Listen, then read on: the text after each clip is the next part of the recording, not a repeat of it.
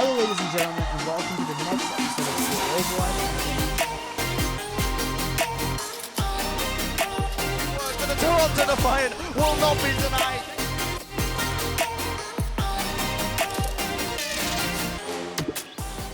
Welcome to another episode of CAOverwatch with another special guest. Wow, we're having a lot of special guests on in the past couple of weeks. The offseason. It's the off season. We don't have anything to talk about except with other people. Exactly. But hey, so big warm welcome to Michael. He is an avid Toronto Defiant fan, maybe even more of a Toronto Defiant fan than we are. I don't know. He's find definitely out. at every single watch. Yeah, we'll see how much he knows. Trivia time. Just kidding. And he's also a writer for the Daileyesportsgg, which is a subsidiary of which Enthusiast Gaming. Enthusiast Gaming. Yes, I have a buddy who used to work for them. Yeah. So hey, Mike, how's it going?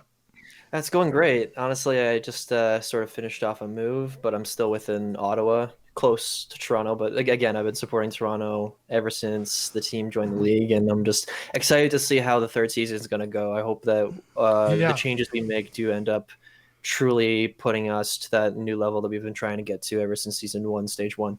Hey, yeah, Michael, Our season one, stage one. Yeah. You're in Ottawa, so were you like ever supporting the Montreal Challengers? Not Challengers, the Contenders team when it was around, or were you just mostly focusing on Toronto? I was following the Rebellion whenever I could, honestly, and at the time, whenever the Rebellion came to be, and I remember they signed, Shriek and God for a short time, and then they made it to the roster, and I believe they took Roki, put him back down to Rebellion, and then brought him back up again when the Rebellion disbanded. I was a big fan of the team, and not to mention that there's another key player off of that team who's still in the league right now, who kind of showed how good he was against the Defiant, and that is Shockwave, of course. Yeah.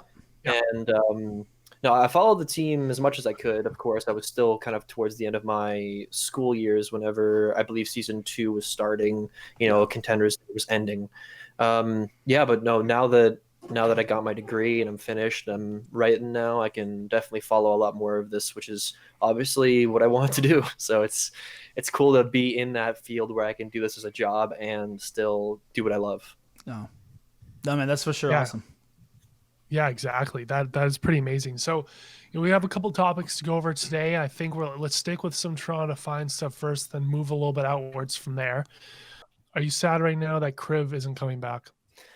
I mean, I think we can all agree that whenever Toronto announced all the player releases, that Kariv was probably one of the ones that we were hoping to God that we would keep. Yeah. And unfortunately, him being let go is sad in that sense. He was arguably our most consistent player last season. Yep. And seeing him go sucks. There's no other way to put it. But at the same time, it does sort of signify that while, we are blowing up the team again, we're blowing it up for a very specific purpose, and that is to create cohesion, and KDG is the first sign of that. So I'm sad, but if there's anything I learned from being an Ottawa Senators fan, you got to eventually try something new. Yeah, dude, that's rough. Trust me, I'm an Oilers fan. Yeah, I'm a Habs fan, so hey, none of us have won in a long time, okay? I guess I'm the most recent in 93. I wasn't even born yet. We've never won. Yeah, exactly. Yeah, fair. Chris almost won. But unfortunately fell short. We got to the finals, Yeah, and Eric Carlson was awesome. Oh, that's right. Whatever. Anyways, we're getting a hockey podcast. I was gonna say, that was nuts. But anyways, going back to Overwatch. Yeah. So I think for Kariv, hey, listen, if you had told me that we were going to keep 2 players from last year, I would have said Kariv was a shoo-in. Would not have said Logix and Beast, although I do think that both of them make sense. I think Logix can be a really good hit scan. I think Beast most likely on the bench has that like upper echelon potential. We've talked about that multiple times in the show. But I definitely would have said Kariv would have been your slot, especially if you number said one. KDG is there. We might go mixed roster. I was like, who better to have as a mixed roster flex support than Kariv, who can speak fluent in English, not fluent, but you know what I mean? It's really, really good English and also fluent in Korean. So that made a lot of sense to me too. So him going was surprising. It was even more surprising to see the Charge pick him up because obviously they had Shu, who's incredibly talented. So letting him go, I'm sure that was like a money thing. Regardless, that's pretty big, shoes to fill for Kariv. Although it's got to be a good sort of confidence booster for Kariv because hey, they're the team that scouted and signed Shu. They obviously have a lot of faith in yourself. Toronto fans are upset I think he is replaceable from Crimzo. And I know this is a bit of a hot take, apparently. I was talking to some people on the Defiant Cord. So again, guys, if you're not joined with the Toronto Defiant Cord, you should be. A lot of great individuals in there. It's a really fun place to just talk Defiant news, and a really cool community to hang out with. But, and I'll put the link in the description below, I generally think that while Kariv had those moments where he like popped off last year, those highlights, he's an extremely flashy player. You see those moments and you go, oh my God, look how good he is. I do think his sleep on when he was on Valiant, his sleep against the Titans that won the first game against the Titans, that was a highlight. But even if you look at the Charge's video, they show highlights of Kariv and they're all him on the Valiant. They're all him on the Valiant highlights. I'm like, guys, like he had some great moments for the Defiant. But he was a very aggressive flex support. There were definitely moments throughout the year where yes, he was making plays and yes, he was popping up, but sometimes his positioning, he overextended a little bit and was caught off guard and was punished, and at moments it hurt the team. So stuff like that does concern me a little bit. I think while Crimzo might not have the ceiling on individual plays that Kariv have, he might not be as flashy of a player like Kariv. I do think he can be just as consistent and overall have just as much of an impact in the flex support role. So while it sucks to see Kariv go, I think that I don't say he's replaceable, but if we end up getting Crimzo, I'd be honestly just as happy, if not more, because he also is Canadian. I'm a sucker for Canadians. Yeah, I remember watching him Team Canada. He was always consistently one of the most surprising, like in a good way, surprising players on the roster. Exactly. No, I agree. And it was crazy it took him that long to get signed into Overwatch League. Yeah. So I agree with those things too. I think that he definitely just has that higher peak, and he's a little more up, down than a Crimzo would be. And I think right now we just need more consistency. It's something that we've been lacking. So I totally agree with that. But back on to another hot topic. IM37, the 15-minute fame boy speedrunner season 2, has found a new home. Yeah. Michael, the does Boston he deserve Uprising. that home? Should his home be in Overwatch? Or I should mean, it be in Contenders? I feel like IM37 has been a guy who, with the whole speedrunning thing that happened with him, where he went from, playing with XQC on stream to OD to Contenders, immediately into the Overwatch League, it's hard to tell immediately just from how fast it all happened, exactly what his skill level could be or even what his potential is on that extent. But I feel like if there's one thing that he did in Contenders in the most recent season, playing for I'm bad with names. I know that he played with and then he also played for Boston Academy. Yeah, I feel like IM37 has actually gained more knowledge and more consistently playing through Contenders now, as opposed to the whole speedrun thing that happened last year. Or sorry, not last year, last season. Yeah, I know. Last season before this last one is what I mean. Yeah. But with him now, I feel like with his promotion to Boston, and I'm not saying this sort of to be mean to Boston fans, but there was a lot of memes going around last season that Boston could have been beaten by the best Contenders teams across, especially in Korea. So at that point, any person is an upgrade. Any person that's new that has that potential to be a star player is an upgrade. Mm-hmm. And I feel like M37 is one of the safest bets to put your money into, because he has that peak that can be amazing. And not to mention that I remember for the first game where he played for Toronto, I don't remember who we were playing, but I remember he played on Blizzard World. He played Tracer, and he almost single-handedly won us that map. Yeah. He has that potential to just turn on a switch and become a great player. And his issue was always consistency. So I feel like throughout his time in Contenders, he's grown more consistent. And now that he has the opportunity to join Overwatch League again, and has with Boston, it's just another show us what you got. And I honestly do think he does have that level. And playing for Boston, he's going to get game time. It's just a matter of, can the team work together and can he hit those peaks? Yeah, and I mean, again, I'm 37. The other issue with him in season 2, our season 1, was he was sort of brought up as a very raw. He had one open division game, one Contenders game, but he was brought up as a hitscan player, and then immediately asked to play Brig and Zarya. And then Ghost. Popping with Ivy. It was so it not was a great scenario for him to be brought up in. It was extremely poor fit. And I think at the end of the day, he just needed more time to develop. And since then, he's had an entire year. So you knew the raw talent was always there. He just needed a little bit, like you said, more consistency, but just more time to really develop and learn the ins and outs of the difference between ladder play and pro play. Ideally, the entire year has sort of allowed him to do that. But not only that, but we're now in a 2-2-2 meta where he can actually play a hit scan role. Exactly. And when he got to play a hit scan role, he was impressive for us. You're right. I remember him pulling at the tracer. Those few moments we got to see it, and it was really good. So at the end of the day, I'm just happy that he got another shot because he deserves another shot, and he deserves a shot in the role that he sort of was. How he built his brand. Right, he built his brand as a hit scan player. He now gets to play hit scan in the Overwatch League. I love to see that, the season 1 redemption arcs, Yakpung's rumored to come back into NYXL. I can't wait for that to happen because I think Yakpung is another really good talent. And hopefully Ivy can come back to Toronto because that season 1, we low-key had a lot of talent. Neko's seen a lot of success since then. Stellar got his chances on Boston Uprising. Aid is a god tier coach apparently, so you know what I mean. Yeah, I love to see all these. Dallas, yeah, even though season 1 kind of went up in flames, it's nice to see a lot of the players still stuck around and the potential that they clearly had back then, and now they get to really show it again, and ideally a better position. Yep, you got that right. We have a couple more things to cover, folks, and I want to get you guys' opinion on this next one. It's a spicy one. We unfortunately didn't get one of the boys we really wanted. What are your guys' thoughts on? Just let me take a breath. I'm going to choke up here. Moth and Shu not going to Toronto. Yeah, I mean, no one expected Shu to go to Toronto. It was more so Moth. Moth. Yeah, everybody was like, he's not leaving the Shock, and we did our who do we want to come to Toronto? I was like, he might leave the Shock, guys. He might leave the Shock. And then he went to the Gladiators, and I was like, shit, because I sort of thought that he and Super might go as a package deal because there's a few teams I thought wanted to create a Western Super team. I thought you looked at the Gladiators had the pieces to do it. Toronto Defiant potentially had the space and the money to do it, but Houston also had the space, the money, and the coaching staff to do it. So I thought for sure, if you could take Super and Moth, put them on the Gladiators, and then maybe the Gladiators had just, obviously before they picked up Shu, sold or traded Bird Ring and Mirror, and then you'd have Kevster's Super, Moth, Space. You could definitely build a Western Super team alongside that, right? So, yeah. But anyways, he goes to Gladiators. It caught me off guard. I guess with the relationship with Space, it makes some more sense.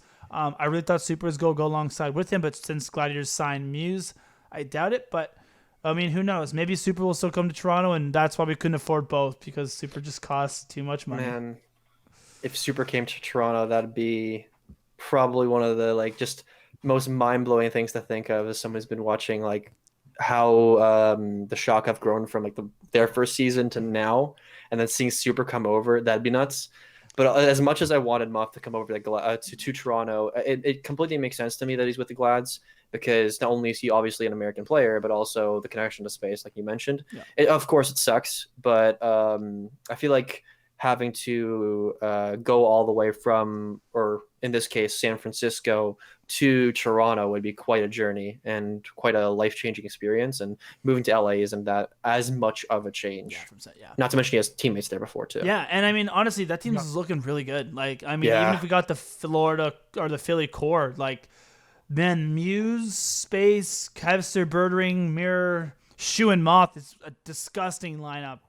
A really, really top tier lineup. So I mean, people keep talking about Toronto getting top 5 in NA. I'm like, man, there's so many good teams between LA Gladiators. You got the Washington Justice, the Dallas Fuel, Shock, Philly. That right there is 5. We're gonna. Yeah. Atlanta's looking really good. They just signed Pelican. They're still in the market for a flex support. They got Lars, but they might want another one to sort of replace Dogman. But even still, Gator Hawk and that DPS lineup is top tier. Houston Outlaws just signed Nero, or that's the leak. Nero, Happy, and Dante. That's one of the best DPS lineups in the entire league, I think. So top 5 is going to be a stretch, guys. We got to work that out for us. We wrap things up here. I'm good, man. I'm just looking forward. We can finally come on next week and talk about the Toronto Defiant signings, actual signings. Yeah, exactly, man. I just want to hear more. I'm hoping with Yiska now is talking about doing some reporting on leaks. Free agents. Hopefully we get some more leaks for Toronto Defiant so we can talk about it. I'm going to hit the bell on Yiska now, so make sure. Exactly. I know when those leaks happen. Hit the bell on Yiska, and obviously hit the bell on CAEsports on Twitter. We really appreciate it. Yeah, also, even though my name here is Michael Czar, on Twitter, I am Wavy Was Taken. Yeah. It's Wavy spelled WEIVY. I'm sure it'll be in the tweet here, linked to my Twitter. We'll put it in the description. I'm just known as Wavy on almost all social platforms, but, on writing, I'm Michael Czar. It's who I've always been. Yep, and we'll put that in the description below so you guys are interested. Make sure you go down and check that out as well. But thanks so much for coming on. Really appreciate it. And as always, enjoy.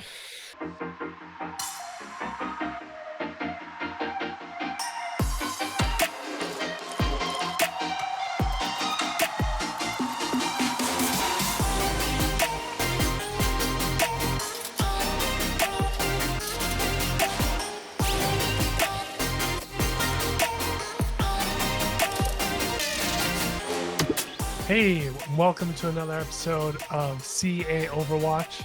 Super excited. We got some really, really cool stuff to share with you today that we alluded to a little bit on our tweets earlier today. So I hope you guys can sit around and listen to some really good analysis. But hey, before we do, if you like our stuff, just make sure to smash that like button as hard as you can until your finger gets sore from smashing it. Really helps us out with the YouTube algorithm. So if you guys can do that, that would be greatly appreciated. But to talk about what we're going to talk about today, a couple of amazing things got released in the past couple of days. We had the signing of main support Aztec. Flex support, but yes, I know what you mean. Flex support. It's okay. Aztec. All the adrenaline's gone to your head. We finally have a signing to talk about as a Toronto Defiant fan. Finally. We'll talk a little bit about our beloved boy Ivy not coming back to pour one out to Toronto, which is unfortunate. And then we actually had a really good conversation with Mike from the Daily Esports. He's a really big, avid Toronto Defiant fan. Yeah. We made a great video with him the other day, but half of it's now obsolete because of this new in-light information. So we're going to piece together some of that afterwards.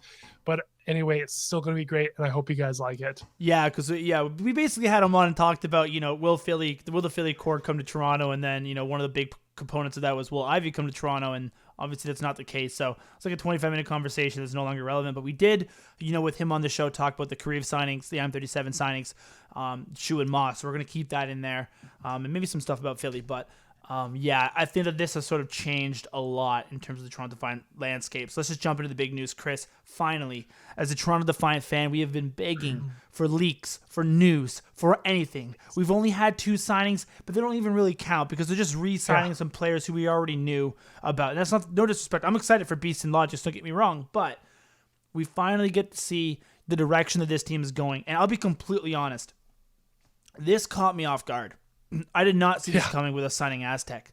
So for people who don't know, because I understand that Aztec might not be as big of a name as like a Violet, for instance, or somebody like that. Aztec, and I'm not an avid watcher of Korean Contenders, but to the best of my knowledge, is well regarded as probably the best, at least the best age-eligible flex support from Korean Contenders. He played for WGS, which is like World Gaming Star Phoenix, the team of Korean Contenders. They just won Korean Contenders Season 2. They came in third place in Korean Contenders Season 1, and they won the second one. So he's extremely, he's got a lot of promise and potential.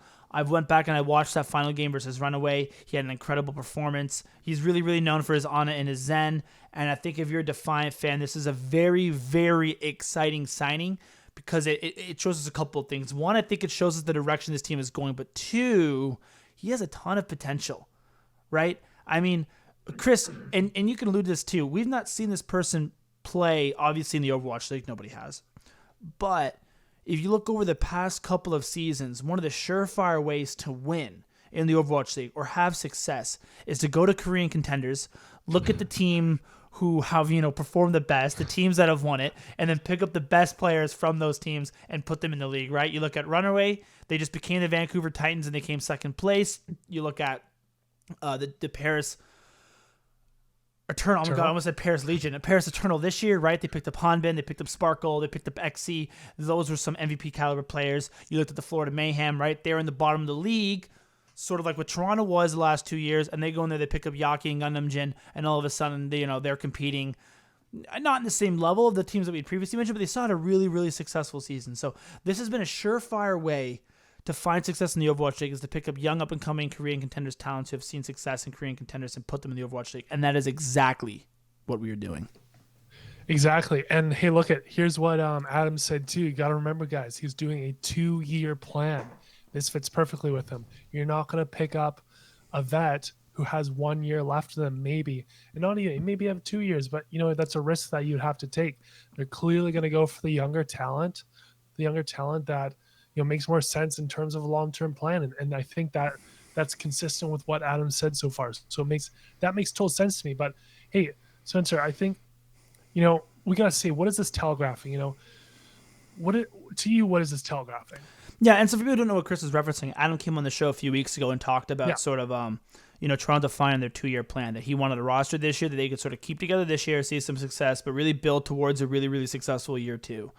He's mentioned that a few times. He mentioned that on Twitter, and he mentioned that on our show. And I think what this telegraphs to me, Chris, is I think with the signing of Beast, with the signing of Aztec, the hopes and dreams of all the Defiant fans and Defiant Court, and ourselves included, and Michael, who recorded an episode last night of, Sato, Fury, Ivy, these big name players coming to Toronto, probably won't happen. I think that this really shows that I would expect the next signings, and I expect them shortly. By the time you guys see this, there might already be more. We're recording this the night of the break. But I expect to see a lot more, whether it be Korean contenders or North American EU contenders, we've yet to see. But I do expect a lot more young, unproven talent who Toronto can put with like KDG and Glitch and Baroy and really have them develop. Because I think if this was the Defiant of Season 2 and they were looking for, people with brand recognition, well-established previous Overwatch League veterans with, previous success like they were going into Season 2, I just can't see a world in which we don't sign Crimzo. I think Crimzo made so much sense, right, for this organization. And I think even bringing on like Fury or Ivy, for instance, like Crimzo and Ivy, had those players been signed, I think all of a sudden our conversation would have changed a little bit. But because you sign a guy like Aztec, who nobody really saw coming here, ourselves included, I think it's an indication that that's the direction we're going. So if I'm a Toronto Defiant fan, I am doing my best to research Contenders talent, both from Korean contenders and EU North America. Again, we don't have any juice. This is just, us putting 2 and 2 together. But I would expect that's the direction that you will see this team go, given the whole 2-year plan stuff and given the fact that we just signed Aztec. Yeah, you know what? That makes total sense right now. And look, we got to remember, Adam and the team still wants them to be primarily, Western English speaking. So my guess is that, if they're picking up, that may have changed, but I'm just going to go with what he said. So if we're expecting, EU or contenders, Korean talent or contenders talent to be picked up, we could almost, limit that. And if somebody wanted to do a deep dive, figure out, who are the people who have, proficient English skills, and then we have an even smaller pool to pick from. But you know what? I'm not going to put in that work. That's too much. Well, yeah, because the reason I say we don't know is because he came on the show, a few weeks ago and sort of said that KDG had full autonomy and that like he's had both experience with English and Korean. So I think that when he came on the show in May and said that he wanted to be primarily Western speaking, I think that has changed. And I think signing Aztec just shows that. Like, I did not see this coming. I thought for sure we were going to see Crimzo. So this really caught me off guard. So I do think that now Crimzo's probably going to go to Vancouver or Houston. It's sort of where I see, but we're not a Vancouver podcast, or we're not a Houston podcast. A little bit Vancouver. We'll talk about if he goes to Vancouver. We're not a Houston podcast. No. So yeah. But Ivy, our golden boy from Season 2, has rumored from one of our sources to have gone to NYXL. Yeah, I mean, for people who don't really know, we're sort of the ones who broke this. We finally got to leak another signing, if you will, after our very successful Numlocked one. That wasn't really a leak. Adam actually leaked it on our show. It's a little bit different. This one's a little bit different than that, of course. But Ivy is rumored to go to NYXL. I am disappointed as a Defiant fan because, man, I really wanted him to come to Toronto, and not just because he's an extremely talented player. And not just because he kind of fits a role, that we sort of need at this point, which is a projectile DPS player. But there was just something about a former Defiant member from Season 1, especially one as good and as popular, I think, as Ivy, right? Where he just not carried us in Stage 1, but was a big reason why we saw the only success we've seen as a Toronto Defiant fan was sort of off the backs of Ivy and his Zarya and Goats. It would have been such a great coming home story for him to come back. And I know Season 1 didn't necessarily go the way that he'd wanted, but I was really hoping for him to come here. Now, with that being said, he's extremely talented. Him going to NYXL makes a lot of sense. Halo has also since confirmed our tweet, about Ivy going to NYXL, but he was also the first one to report about Yakpung going to NYXL. Yakpung and Ivy obviously have history at O2 Blast or O2 Ardeon, as well as being a Defiant, Season 1 duo. So, the stars are sort of aligning. I think it's a great pickup for NYXL. He's established himself as one of the best projectile DPS players in the league, and I expect to see even more success out of him. Yeah, that makes total sense, Spencer. It makes sense to me why he goes to NYXL. Like, I'm just thinking right now, Yakpung, Ivy, and Jonak, that's going to be filthy. Yeah, I mean, they picked up Feather, supposed to be really good, and they have another DPS player. I can't pronounce his name, but he's another Korean Contenders DPS player who looks really, really promising. Where's Libero going to go? I have no ideas. I think Jonah might actually be a free agent. Like, given the O2 Ardeon core of Ivy and Yakpung, I actually wonder if Violet ends up going there, because if people forget that he was actually the flex support on O2 Ardeant, when Defiant picked him up in Season 1, Violet was the one we lost out on because Shaw came in there and sort of scooped him up first. So I wonder if you see him maybe replace Jonak, but that means Jonak's available? Like, I have no idea. At this point, we're just speculating. I'm very excited to see what New York does. The final point I want to bring up in this sort of before we move on to the stuff about, with us and Michael, is some players who I think the Defiant fans should be really looking out for, specifically from Korean Contenders, because I've done a little bit of research and I've talked to some people in Defiant Corp, but just also people who know or have at least watched Korean Contenders. And this isn't some breakpoint analysis, but there's a few names that really stand out to me, mostly because they played on Aztec's team. So it's not super deep dive analysis where I just looked at the team, Aztec played on. I was like, whoa, which positions do we need? I know Daileyesportsgg is supposed to be really good. Again, I'm sorry if I butchered that and I pronounced that name wrong. As well as Valentine and Faith. So while we don't get Ivy, I do wonder if a player like Valentine makes a ton of sense, because I know he's supposed to be, again, one of the best up-and-coming projectile DPS players in Korean Contenders, and he happens to have just played on Aztec's teams. There was rumors about Daileyesportsgg going to Philadelphia, and some rumors about him going to LA, but I'm not too sure about how legit those were, because they didn't come from somebody like Halo or Yiska. They came from that weird leak account. But he's extremely talented. I know he has a lot of hype surrounding him. So I wonder if what Toronto didn't do was just go look at, hey, here's the World Gaming, WGS. They just won Korean Contenders, and then picked up sort of a core players of Daileyesportsgg, the off-tank, Valentine, the projectile DPS player, obviously Aztec, the flex support, but also Faith, the main support, because Faith has been hyped up quite a bit. So if I'm a Defiant fan, those are sort of the people I'm looking out for. Obviously, we did our EU and Contender stuff in the past, so we already know the players to look for, Zolak, etc. But I'm excited, man. This is really, really good news if you're a Defiant fan. Some people were worried after the Beast stuff that needed that Scream top 5. Aztec does. At the very least, it means we're trying to put together a plan of really, really talented individuals, and I'm excited to see where it goes. Yeah, I think that Aztec, screams a possibly good team. I still think there's a little more risk around it than being a surefire top 5, but I feel like if the cards are played right, we're definitely in more contention, because he has that kind of big risk, big reward thing that's going on right now. Yep. So without further ado, we'll kind of lead us into the next section that we talked about with Michael, and we hope you guys, have a great day. And remember to smash that like button. Yeah, guys, enjoy. Again, if you're a Defiant fan, follow them on Twitter. Follow us on Twitter, because I expect more news to be breaking very shortly. Sort of once signing goes, you usually will see more follow, but we'll see. Who knows? Thank you guys for watching, and as always, enjoy.